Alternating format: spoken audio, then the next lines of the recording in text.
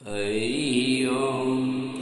मित्रों, मानव जीवन की उत्तरोत्तर वृद्धि, शारीरिक, मानसिक तथा आध्यात्मिक विकास के लिए धर्मशास्त्रों ने षोडश अर्थात 16 संस्कारों की व्यवस्था दी है, जिसका महर्षि दयानंद सरस्वती जी ने अपने अमूल्य ग्रंथ संस्कार विधि में विधिवत वर्णन किया है। बिना संस्कार की हुई कोई भी वस्तु व्यवहारिक जीवन में उपयोगी नहीं होती। फिर यह मनुष्य जीवन तो सर्वोत्कृष्ट है। इसकी महानता का मूल कारण संस्कार ही है। इतिहास साक्षी है कि राम, कृष्ण, भरत, शत्रुघ्न, छत्रपति शिवाजी महाराज तथा महाराणा प्रताप, वीर अर्जुन, अभिमन्यु जैसी संतानें संस्कारों की ही देन थी। भले ही हम ब्राह्मण, क्षत्रिय, वैश्य और शूद्र के घर में जन्म धारण करें, किंतु जन्म के समय हम सभी शूद्र ही होते हैं। संस्कार होने पर ही द्विज बनते हैं। जन्मना जायते शूद्रः संस्कारात् द्विजमुच्यते। वेद पाठी भवेत् विप्रो ब्रह्मजानाति ब्रह्मणः। अर्थात शरीर जन्म से सभी शूद्र ज्ञान क्रियाहीन उत्पन्न होते हैं। संस्कार रूपी द्वितीय जन्म से ही द्विज अर्थात ब्राह्मण, क्षत्रिय, वैश्य बनते हैं। जो नित्य निष्काम भाव से वेद पाठ करता है वह विप्र होता है, तथा जो ब्रह्म को जानता है वही ब्राह्मण होता है। किसी राष्ट्र अथवा मानव समाज को संस्कार ही उच्च आदर्श तक पहुँचाते हैं। यह जो सत्य है कि व्यक्तित्व निखार में संस्कार ही एकमात्र साधन है। इन संस्कारों का क्रम प्रथम संस्कार गर्भाधान से प्रारंभ होता है। क्रमानुसार ये संस्कार कब और कैसे किए जाए, यह तो संस्कार विधि से क्रमानुसार ये संस्कार कब और कैसे किए जाए, यह तो आप संस्कार विधि में ही देख पाएंगे। इन संस्कारों पर वैदिक विद्वानों ने बहुत कुछ लिखा है। मैं मात्र संस्कारों के नाम के साथ साथ थोड़ा सा दिग्दर्शन करा रहा हूँ। प्रथम गर्भाधान, द्वितीय पुंसवन। यह संस्कार गर्भिणी स्त्री को प्रसन्न रखने को तथा वीर्य की रक्षा को किया जाता है। तृतीय सीमंतोन्नयन। यह संस्कार 6वें अथवा 8वें मास में गर्भस्थ शिशु तथा गर्भ की प्रत्येक प्रकार से रक्षा को किया जाता है। चतुर्थ जाति कर्म संस्कार।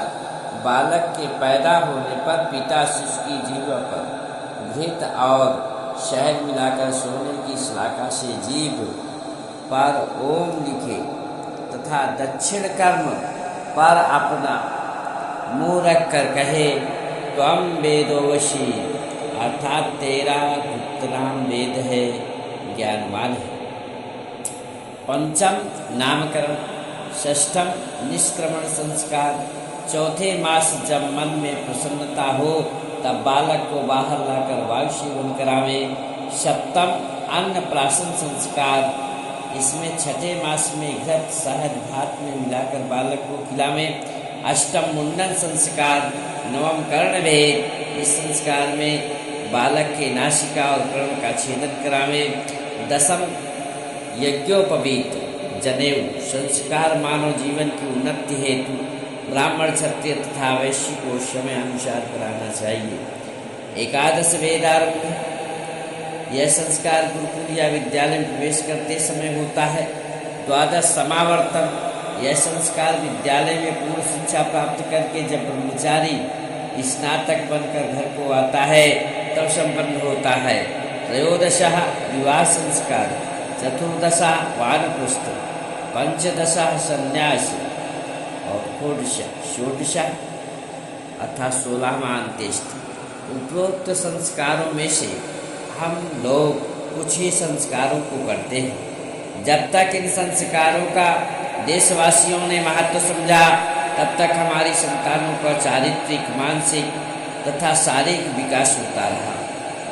गोस्वामी जी महाराज के इष्ट देव भगवान राम भारतीय सभ्यता तथा चरित्र के धनी इन संस्कारों के ही देन थे। धन्य हो गई भारत वसुंधरा ऐसे देव पुरुषों को पाकर। रामचरितमानस में गोस्वामी जी महाराज ने कुछ ही संस्कारों का वर्णन किया है।